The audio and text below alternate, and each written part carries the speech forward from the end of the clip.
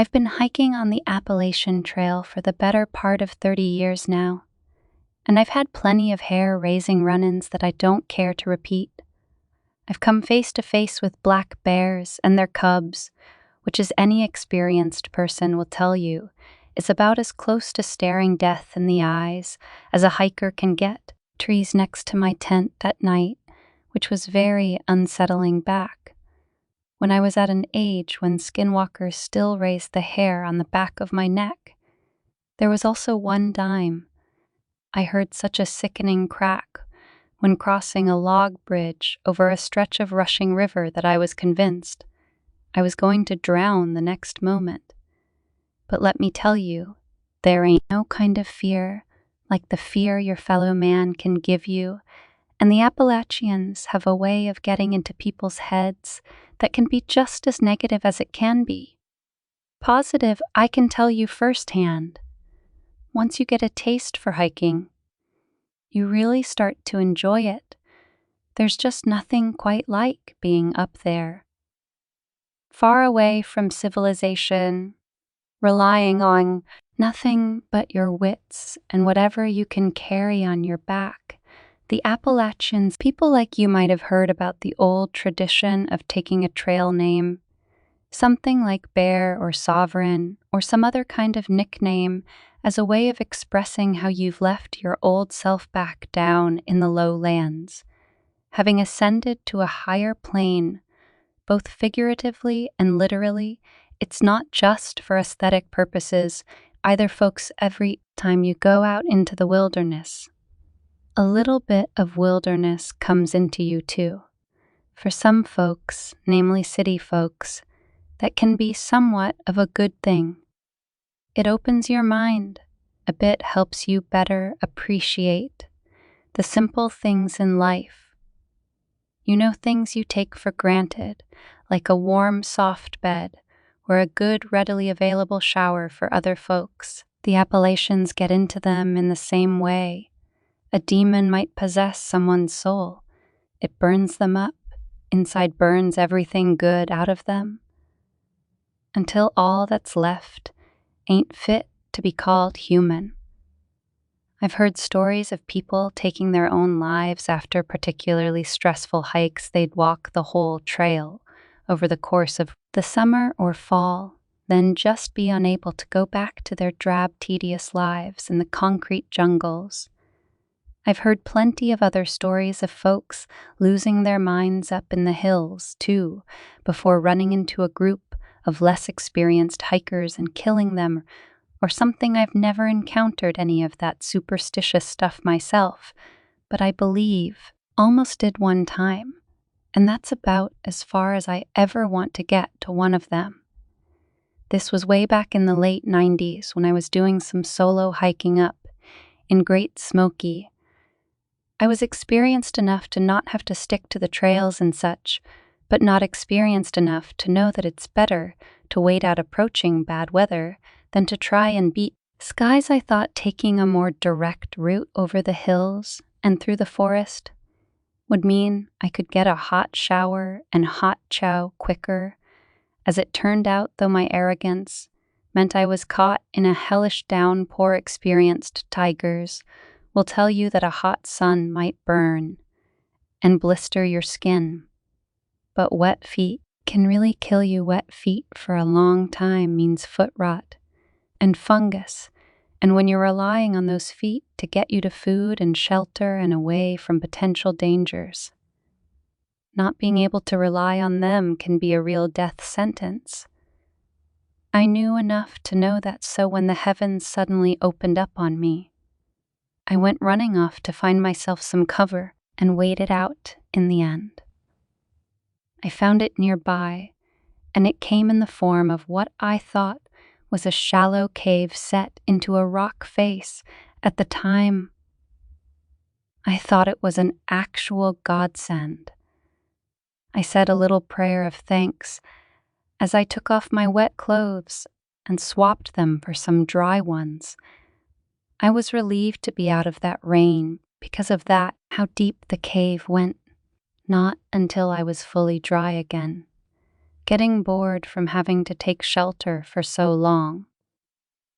I took my flashlight out from my pack, switched it on, and then saw that this shallow cave went way further back than the daylight had led me to believe. Not only that, but it narrowed into a much smaller passageway that you'd have to get on your hands and knees to traverse now. I know what you're thinking. Who in their right mind would want to crawl down a narrow cave tunnel in the middle of the woods when you could just stay warm and dry and safe in the cave's opening while waiting for the rainstorm to pass? Then again, I imagine many of you have gathered that I have something of an adventurous streak, and after about an hour of just sitting there waiting for this rain to pass, I was about to go crazy with boredom if there was something that could help me kill some time before getting back on the move again. You bet your butt I was going to do it. That's how I ended up creeping towards the opening to the tunnel, flashlight at the ready. And never would I have guessed in a million years what I was about to see.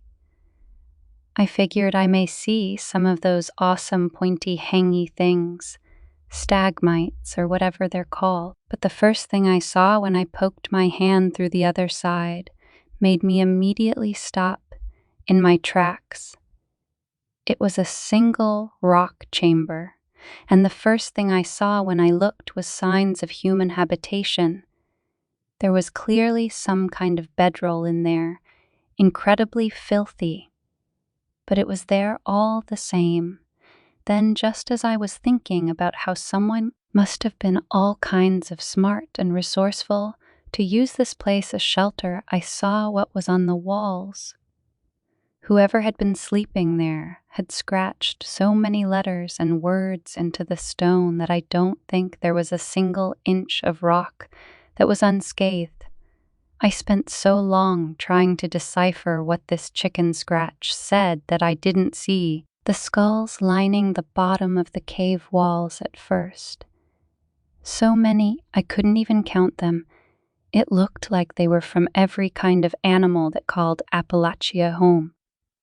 I was incredibly nervous after seeing that, but my blood didn't fully run cold until I saw a skull that quite obviously belonged to a human being.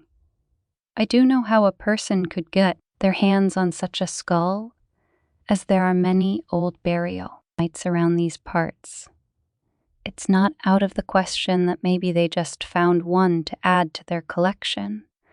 But as we all know, that's not the only way to get your hands on a human skull, and I definitely didn't want mine to be added to the collection lining the wall of that chamber. After that, I wasn't too keen on sticking around, as I had been previously, and although it was raining like the deluge out there, I decided it was better to take my chances getting soaked than hang around and wait for whoever lived here to come back. Didn't exactly seem like the living abode of the kind of person that would appreciate the sudden appearance of a stranger.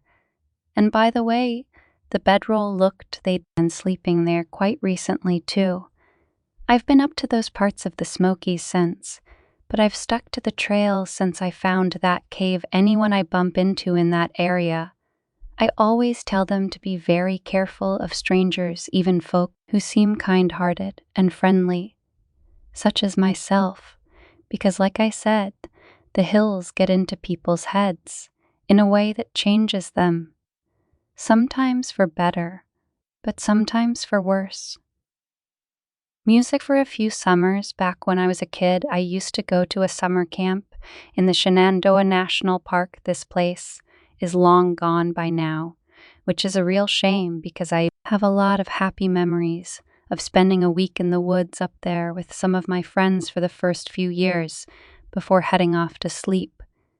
We do the stereotypical campgrounds thing of telling stories around the fire, playing flashlight tag, except this one year, that the camp counselors had us playing this really weird game every so often. It was called Invisible, And the idea was that you run back to your cabin and either hide under the bunk beds or under your sleeping bag on the top bunk, whichever you were assigned to. Then the counselors would inspect each cabin, and whichever it had the most invisible kids got extra marshmallows or s'mores or whatever the after dinner and treat was. That evening, I remember thinking it was a pretty weird game, and it definitely was not as fun as flashlight tag, but whatever it took to get the extra marshmallows I was down for. We didn't play it so often that any of the kids complained or anything, and it did get kind of fun. Once we all got the hang of it, I remember the best part being the race back to the cabins, and how I was one of the fastest kids there, so I always made it back first. Obviously, that earned me a lot of praise from the camp counselors. We didn't find out why we were playing such a game until years after, when we were old enough to recognize just how weird that really was. Basically a prisoner had somehow managed to escape the RC Regional, which is the county jail over near Front Royale. Sheriff's deputies then figured out that the guy had then made his way up into the park because a bunch of food kept going missing from all these campgrounds, obviously human theft. 2. Not just bears being bears or something. The really scary thing is that the guy had been picked up initially for attempting to kidnap an elementary school girl after following her home from her bus stop. He tried it in broad daylight too, right in front of their chaperone guy. Just didn't seem to care. I guess who saw him do it looking back? We were obviously at risk and stuff, but the people I really feel for were the counselors. Hearing that news must have made them sick with fear. Knowing that there was an invisible threat to us, just lurking out in the woods camp. Actually did, and early that year, for a lot of us kids, the parents came to pick them up whenever they were able. So it's not like they just kept us there in spite of the risk or whatever. They just had to think of something to keep us safe while they organized getting us all out of there.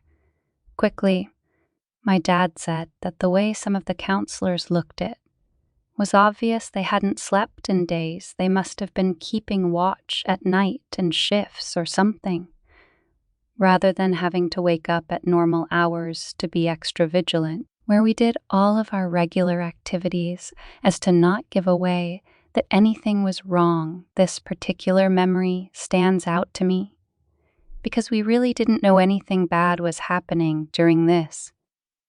We were all just blissfully ignorant as to how much danger we were in. And then when camp ended early, we were all just bummed out about it. Wouldn't tell us why it had ended, because no doubt it would have traumatized us.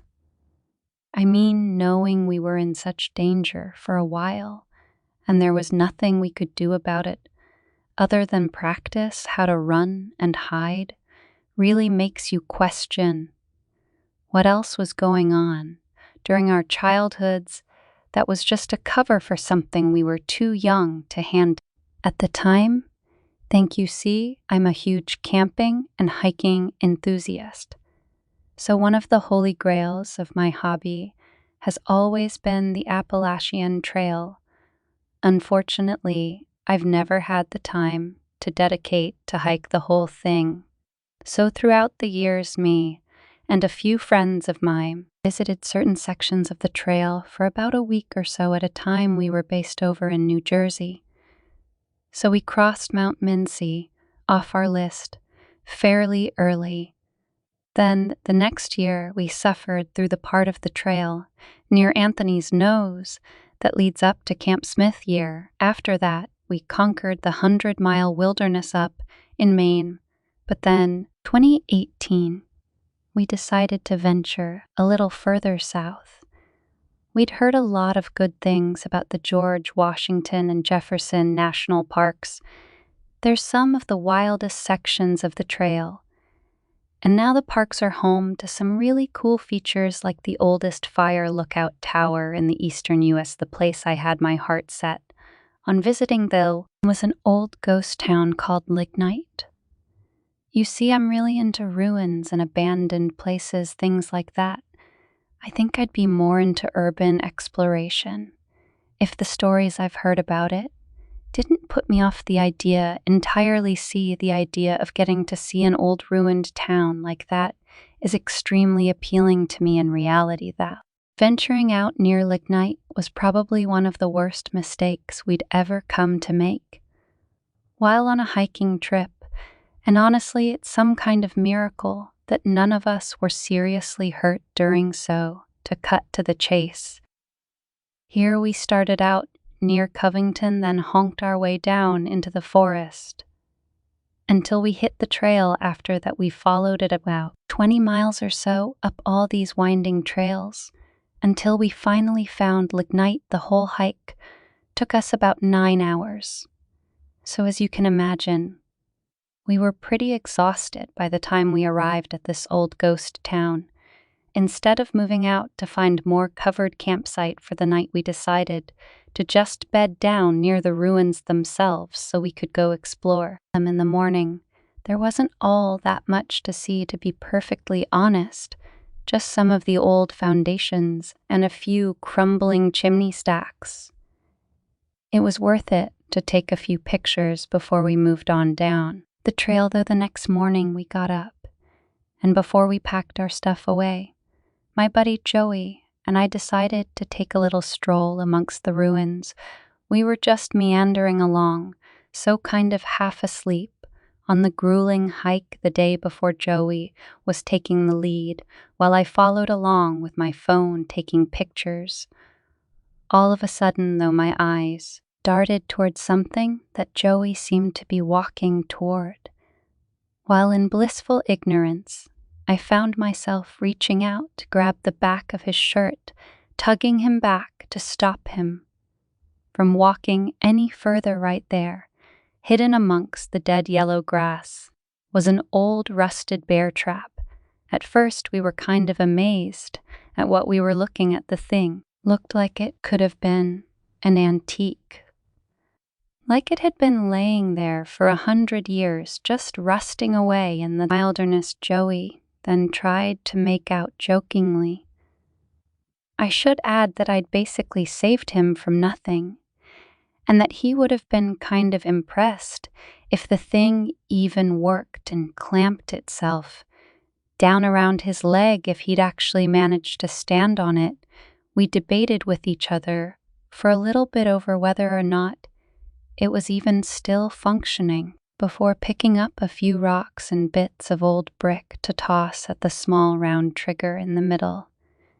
It took a few tries, but in the end, Joey managed it, and then snap, we found ourselves recoiling in horror as the thing violently snapped shut. We both shared this kind of nervous laughter, because it could have easily been a leg trapped in that. If we'd stood on it, although we were laughing, we were definitely pretty freaked out. It was only when we realized that there might be more of them hidden around here that we actually got much more serious. A threat them with was one thing, but a threat unknown was another thing entirely. We then very carefully made our way back to where we were camped out and told the other guys about the bear trap. We suggested we move someplace else since there might be more of them out there in the grass. Or something. This guy Mike didn't believe us, thought we were playing a prank on him or something. He only realized we were serious when I showed him the picture on my phone. After that, we packed up our stuff and very carefully hiked out of the area, making sure to keep our eyes on the ground in front of us. The whole way, we ended up walking around 5 miles west towards a place called Barber's Creek, hoping it would provide a much safer campsite, as well as a source of fresh, clean water. It definitely provided us with one things as there was a fast-flowing part of the river that allowed us to fill up our water bottles. Although it seemed fine and deserted to us, at first, though, we found something the next day that proved otherwise one of our usual routines when deciding on where to camp would be to mark out an area for us to use as a bathroom. All the gory details of digging holes and whatnot, but it was a silent agreement that could find all our grumpies, as Johnny Depp so elegantly phrased it, to a certain area away from the campground to remain as hygienic as possible. Once the sun had set, we made ourselves some hot food over a fire, shared some bourbon Mike had brought along, and got ourselves some much-needed rest. We didn't hear any weird sounds moving in the darkness. We didn't hear any voices or sounds of metal or anything. The whole night was perfectly quiet and still, apart from a few crickets and cicadas. And that's why we found it extra creepy the next morning when Mike got up, wandered off to the bathroom area.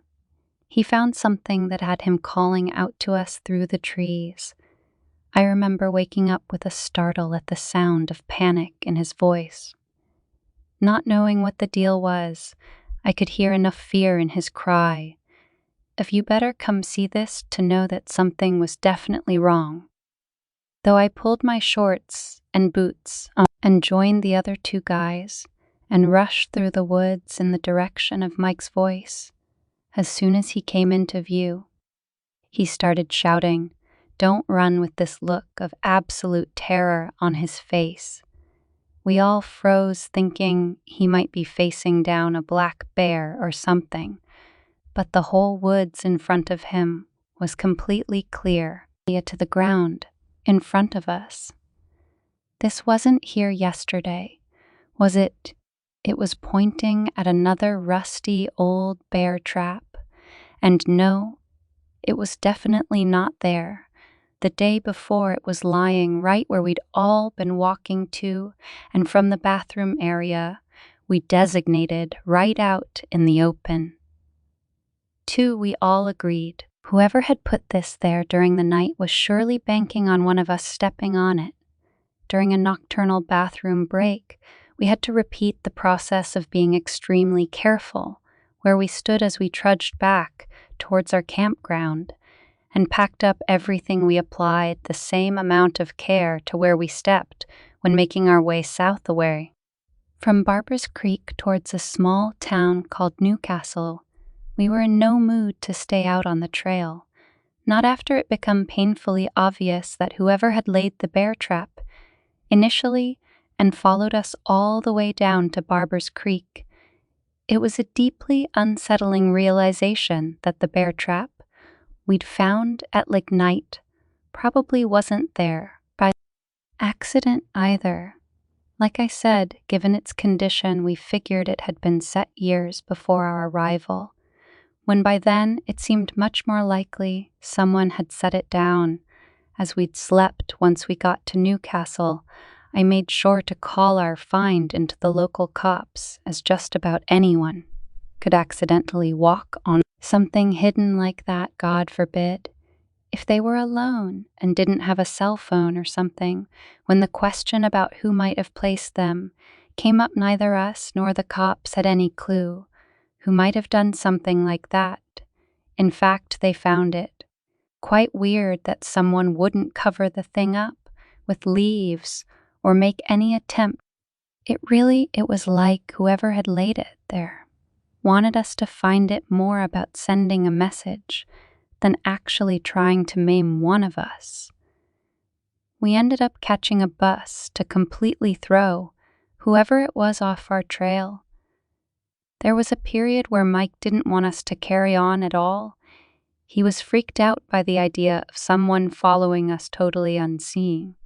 Not only that, but they were somehow able to lay the traps without making any noise. We found that intensely creepy all on its own, especially at night. Thankfully, we were not followed for the rest of the trip, our knowledge anyway. There were no further hidden traps near any of the other campsites. That didn't mean we didn't have some seriously sleepless nights for a few days.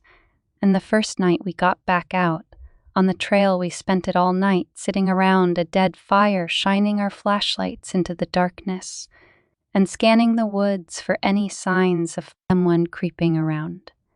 It was only when we were 100% sure we weren't in any more real danger that we were able to get any decent sleep. But I think by that point, whoever had been laying those traps was confident we'd gotten the message to leave. So this happened a while back. I was probably around 10 or 11 years old, meaning my brother Alex was around 8 or 9. We were walking home from the bus, which takes about 7 minutes to do, when I noticed that something was off here. I didn't see anything at first, but I just could feel that something was wrong. My brother and I started walking home as the only two who got off at our stop. Were he and I. This blue and silver beat-up truck drove past us. At first, I didn't think anything of it and didn't stop or slow down or anything like that, just kept going on its way. Alex and I were holding our hands as my grandmother had always told me to do with him. He's my baby brother, and I want to make sure he stays by my side. To be safe, nothing happened at first. But then the same truck came around again. Driving our way this time, there was a cul-de-sac at the end of our road. It was driving much slower this way, around one up the road, and turned out of our sight. Alex and I were nearing the three-way intersection that connected the cul-de-sac road to the other road. Right off the main road, the man had just drove down. I happened to look down the street and see the truck driving real slow down the street towards us again. I knew at this moment we had to run. I knew there was no other option. If we didn't, my brother and I would not be safe at the time. I didn't know how I knew, I just somehow did. As soon as we passed a house that blocked us from view, I turned to Alex and spoke to him. Exactly 4 words, no questions. Just run, and we did. In our driveway, which was about 100 feet long, there was this row of our next-door neighbor. I grabbed my brother, dragged him in there, and told him to be quiet. I'd explain everything after the danger had passed. I watched as that same truck drove down and around the cul-de-sac again before coming to a stop right in front of our house. I had to hold my brother's mouth shut because he was crying at this point, scared that whoever was following us would hear him and find us. I was more worried about him than myself at this point. I was in fight or flight mode. I was the big sister, and I had to protect him. I looked at him and said that truck had been following us, and I told him he needed to be brave. I wouldn't let anyone hurt us, and that seemed to calm him down enough to stop crying. After what felt like hours, the truck door opened and out stepped a man. He was tall, skinny, and messy, short hair covered by a torn-up baseball cap, ripped jean shorts, and a puke green tank top. He entered our yard and began searching around. Alex and I were still in the bushes. I was trying to find a way to get to our house safely without getting this man's attention. After what felt like eternity, the man entered his car once again. He started it and drove away slowly. I waited a few minutes to make sure he was out of sight before turning to my brother. "We need to run when I count to 3. We're going to run behind the house to the back door." "Okay," he agreed. We waited for a few more moments before I started counting. I didn't have a good feeling about this, but I knew we had to move as soon as I hit 3. We booked it across our driveway into our front yard to go around the house As soon as we left our spot, I heard the sound of accelerating. The man had seen us. He was waiting there for us to leave. He chased us up our driveway. As we ran around the side, I grabbed Alex's hand and practically dragged him around the house. I made him run ahead to the garage door to see if it was locked while I searched for my house key. The garage door was open. I swear to God, I saw the man rounding the opposite corner of the house, as we did just as I entered the home we entered, slammed the door shut, locking it and dead-bolting it. I didn't stop running until I opened the house door and ran downstairs with Alex screaming our safe word. My grandmother had made a safe word for us for just this sort of situation, just had to scream it basically, and they'd know what was going on. It woke my aunt to work the night shift, and we sleeping we told her everything, and she stayed up with us until my grandmother got home. We called the police. That was my first ever interaction with an officer. The man was never caught, though, to this day. We can't be sure what he wanted, but I know it certainly wasn't good. I'm glad my grandma drilled stranger danger into my head. I don't know with my brother or I would be right now if she hadn't done that.